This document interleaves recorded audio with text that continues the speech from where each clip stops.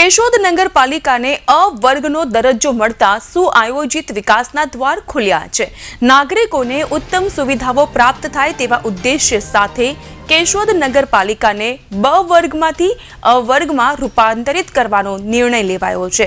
અને ગુજરાત રાજ્ય સરકારના શહેરી વિકાસ અને શહેરી ગૃહ નિર્માણ વિભાગ દ્વારા પરિપત્ર પણ જાહેર કરવામાં આવ્યો છે। જૂનાગઢ જિલ્લામાં કેશોદ શહેર વિકાસ પામતું શહેર છે, ત્યારે વસ્તીના પ્રમાણમાં અ વર્ગમાં વર્ગીકૃત કરવા કેશોદ નગરપાલિકા દ્વારા દરખાસ્ત કરાઈ હતી, જે રાજ્ય સરકાર દ્વારા સ્વીકારિત કરી લેવાઈ।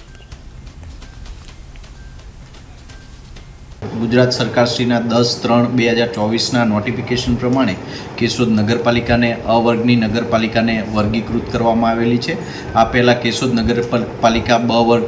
તરીકેની નગરપાલિકા હતી। બ વર્ગ જે સરકારશ્રીએ જે ધારાધોરણો નક્કી કરેલા છે નગરપાલિકાને વર્ગીકૃત કરવા માટેના, એ પ્રમાણે વસ્તીના ક્રાઇટેરિયા પ્રમાણે આજે જોઈએ તો કેશોદ નગરપાલિકાની વસ્તી 1 લાખ કરતાં વધુ છે, જેની દરખાસ્ત સરકારશ્રીમાં રજૂ કરવામાં આવેલી હતી અને સરકારશ્રીએ કેશોદ નગરપાલિકાનું જે ડિકેડલ